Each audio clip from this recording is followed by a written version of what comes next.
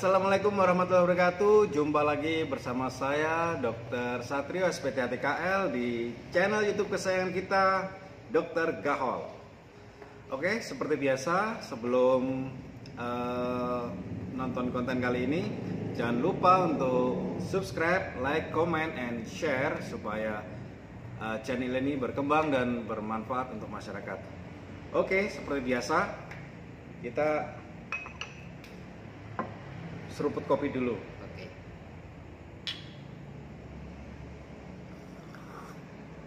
Mantap. Ya, oke.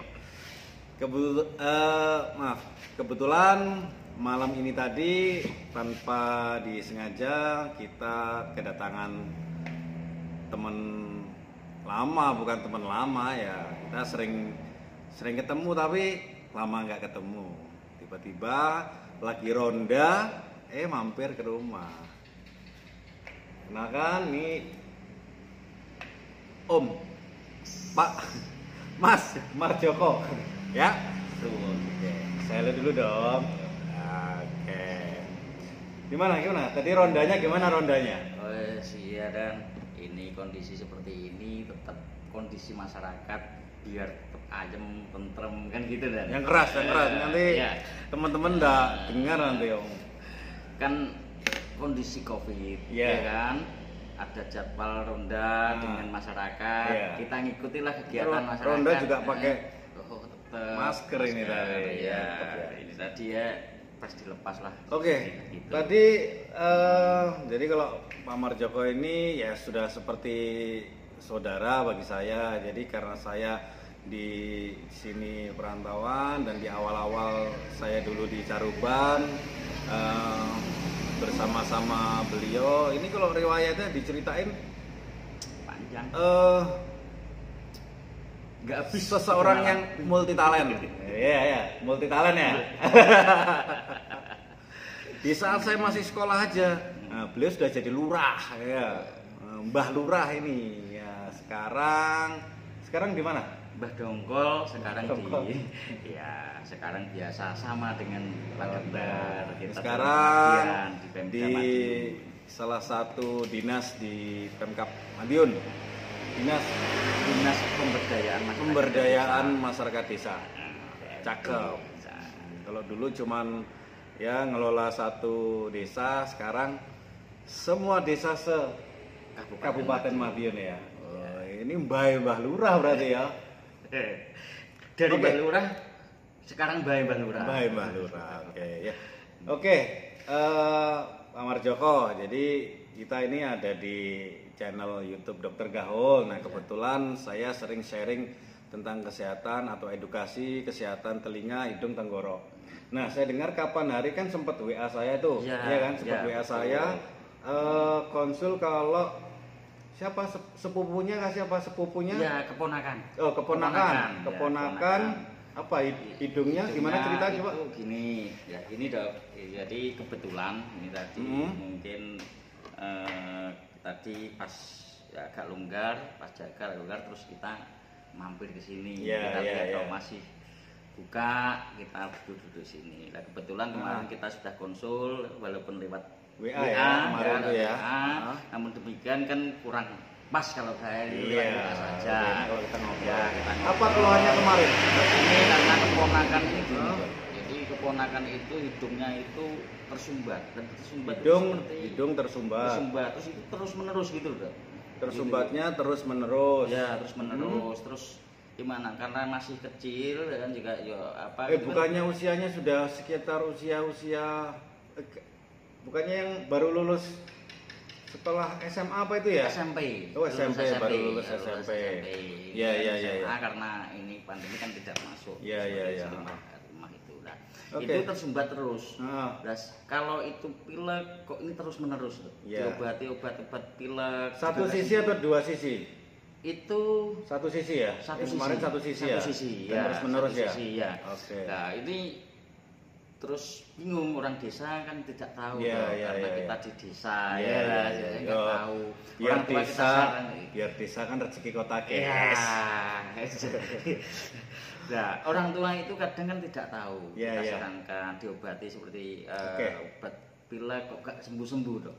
Nah ini bagaimana solusinya dan itu kenapa? Biar nanti kita tahu. Oke. Gak perlu kita obatkan kalau memang sudah Jadi tahu. kata kuncinya ya, satu, hidungnya tersumbat. Ya. Periodenya terus menerus ya, jadi nggak ada periode longgar gitu ya. Jadi kalau satu sisi ya, sisi, kemudian satu sisi usianya juga masih usia muda ya. Jadi kalau hanya sekilas dari apa yang diceritakan tadi Pak Marjoko itu, kalau saya sih kemungkinan ya, ini ya baru kemungkinan, mungkin itu ada yang namanya polip hidung ya, atau polip nasi. Atau apa itu polip nasi? Polip nasi itu suatu jaringan abnormal yang tumbuh di dalam rongga hidung, bisa satu atau kedua sisi rongga hidung ya. Memang salah satu gejalanya ya itu tadi, keluhannya polip hidung itu adalah hidungnya tersumbat terus menerus, dan bila tidak diobati semakin lama ya akan semakin tersumbat ya. Selain juga tadi pilek, sering pilek yang disampaikan tadi. Kemudian dok, kalau penyebabnya polip sendiri ya, penyebab polip sendiri itu ya banyak faktor yang mempengaruhi ya, Bisa karena riwayat alergi, ada riwayat sering bersin-bersin, misalkan tiap pagi bersin-bersin atau tiap udara dingin bersin-bersin. Kita nggak sempat tanya. Nggak sempat itu ya. Oke, biasanya kalau penyebab polip itu ya salah satunya itu bisa ada riwayat alergi. Jadi seringnya bersin-bersin, kemudian hidung berair atau hidung pilek akan menyebabkan suatu penumpukan cairan yang ada di rongga sinus atau rongga hidung yang lama-kelamaan akan terjadi polip. Itu juga bisa.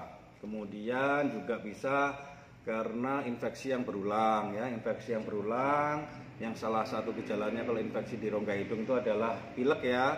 Pilek sekali lagi yang terus menerus itu lama-kelamaan juga akan terjadi polip seperti itu. Ya kalau gejalanya tadi yang sudah sempat kita sampaikan tadi ya, pasti yang paling jelas adalah hidungnya pasti tersumbat dan itu terus menerus. Ya. Sehingga kalau sudah seperti itu, ya udah diobati apa aja? Sudah sempat berobat kemana aja atau sudah? Atau kalau hanya pilek? Ya sementara ya hanya obat-obat flu pilek itu. Obat flu, obat pilek itu aja. Ya karena kan tidak ketahuan. Kemarin belum sempat periksa ke tempat saya belum ya? Belum ya. Oke, jadi kalau untuk memastikan ya, kalau ada gejala hidungnya tersumbat terus menerus, kemudian itu harus paling tidak harus diperiksakan dulu. Jadi kita kalau kedatangan pasien dengan keluhan seperti itu tadi, yang pertama kita akan pemeriksaan fisik rongga hidungnya dengan menggunakan spekulum hidung.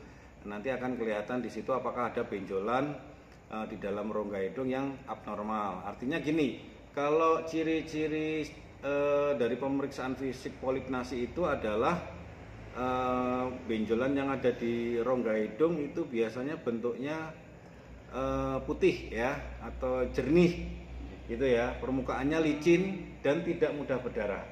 Pernah mimisan atau enggak? Enggak ya? Enggak pernah mimisan. Berarti kemungkinan nanti kalau kita periksa itu benjolannya itu biasanya putih, bening, tidak mudah berdarah. Itu khas kemungkinan dicurigai polip gitu ya. Kemudian kita kalau dokter THT juga bisa melakukan pemeriksaan endoskopi. Jadi endoskopi itu dipakai kamera ya, nanti pasien bisa lihat di layar monitor isi dari rongga hidung sendiri. Jadi yang bisa kita lihat sebatas rongga hidungnya ya, rongga hidung dari depan anterior sampai ke belakang posterior. Jadi biasanya kalau polip itu ada pangkalnya gitu ya. polip biasanya ada pangkalnya. Jadi kalau di dalam rongga hidung itu kan ada pintu saluran ke rongga-rongga sinus. Nah biasanya pangkal dari polip itu dari situ. Kan ada beberapa pintu, tapi paling sering polip itu muncul dari pintu saluran sinus yang sinus pipi atau maksilaris. Itu paling sering. Terus Gitu. itu kalau dibiarkan nggak gitu membahayakan? Gini, jadi kalau kita bicara bahaya atau tidak, itu polip itu ada grade-nya. Ya, grade 1, 2, 3, 4. Ya, grade 1 itu polip itu hanya bersarang di sekitar pintu saluran yang menuju ke rongga sinus.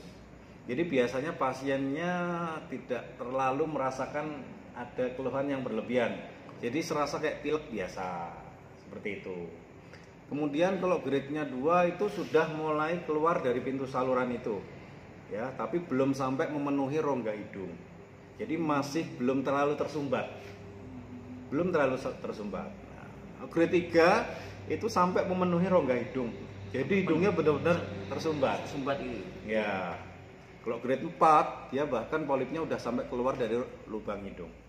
Kelihatan. Iya, dari luar kelihatan itu udah grade 4. Iya. Terus kalau tadi ditanya bahaya atau enggak, ya seperti yang tadi saya sampaikan, kalau polip itu kan dia keluarnya atau pangkalnya dari pintu saluran yang menuju rongga sinus. Nah, artinya kalau dia pangkalnya di situ, rongga sinusnya kan pintunya tertutup.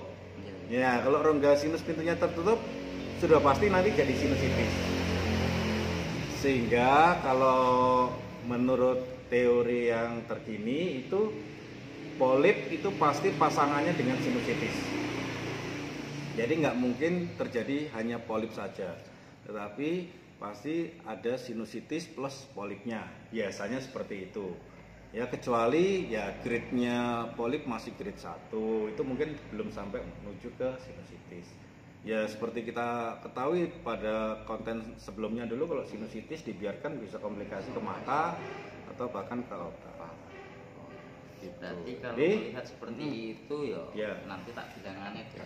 Nanti segera ada pemeriksaan. Ya, ya, paling nanti kita ke Mas Dokter Gaul. Gaul itu kan ini istilahnya teman-teman aja. Sebenarnya ya saya biasa aja. Gahol, bukan gaul, gahol. Gitu. Jadi nanti bagaimana solusinya tetap harus kita lihat dulu, kita tentukan grade-nya. Ya, nanti kalau misalkan masih grade 1, 2 itu masih bisa kita obati. Salah satu pengobatannya dengan obat-obatan antiinflamasi atau anti bengkak yang spray atau topikal. Jadi ada semprot hidung yang fungsinya untuk mengempeskan inflamasi yang ada di rongga hidung. Nah, itu ada nanti ya memang perlu waktu. Paling tidak untuk untuk mencegah supaya polip tidak tambah besar ya. Selain itu juga beberapa obat simptomatis lainnya, misalkan ya dekongestan atau pelega hidung, atau antiinflamasi oral yang diminum itu. Ya, tetapi kalau misalkan nanti kita lihat ternyata sudah minimal grade 3, sudah memenuhi rongga hidung, ya solusinya harus diangkat. Iya. Ya, harus diangkat. Operasi polip namanya polipektomi atau pengangkatan jaringan polip. Tetapi jangan khawatir, kadang-kadang masyarakat itu kalau sudah kita katakan operasi itu kan kayak ngeri gitu ya. Padahal operasi polip itu, operasi polip sebenarnya itu kalau kita di THT tanpa irisan. Ya, artinya tanpa irisan bisa teknik konvensional atau teknik endoskopi ya. Nah, jadi tetap tidak ada sayatan pada daerah sekitar hidung kita. Jadi nggak usah khawatir. Nanti setelah polipnya diangkat akan dipasang tampon. Nah, apa itu tampon? Tampon nanti ya sejenis kasa yang ada salep gelnya, nanti dipasang di dalam rongga hidung, dipertahankan untuk beberapa saat. Jadi nanti dievaluasi, tergantung sih, misalkan perdarahannya nggak banyak, biasanya 2 atau 3 hari sudah bisa dievaluasi, dilepas Ya indikasinya nanti kalau polipnya sudah diangkat itu ya pasti buat bernafas sudah enak lagi. Iya, jadi tidak tersiksa lagi kalau hidung tersumbat kan ya pasti tersiksa kan ya. Jadi tidur ya buat nafas susah kayak gitu. Penting nih. Pernapasan iya. Pernapasan itu penting. Orang kalau nggak bisa napas ya nggak bisa hidup. Nggak bisa hidup. Okay. Makanya nanti kalau melihat kita tanya dokter seperti itu ya nanti akan kita sarankan. Siap. Tetap ini kita tetap waspada, namanya kesehatan itu sangat penting. Oke, gitu guys. Jadi ini tadi sekedar share sama teman kita Mbah Lurah Marjoko, Bularjo, ya. Jadi terima kasih untuk ide. Jadi kebetulan ada ide, kemudian ya kita sharing aja, mungkin kawan-kawan atau saudaranya atau keluarganya ada yang menderita keluhan yang sama seperti disampaikan Pak Marjoko tadi, ya jangan ditunda untuk segera diperiksakan ke dokter terdekat. Bila mana nanti perlu dikonsulkan ke dokter THT, pasti akan dikonsulkan ke dokter THT. Oke, sekian sharing kita pada kali ini. Jangan lupa tetap jaga kesehatan, patuhi protokol kesehatan. Sekali lagi, sekian. Wassalamualaikum warahmatullahi wabarakatuh. Salam Gaho.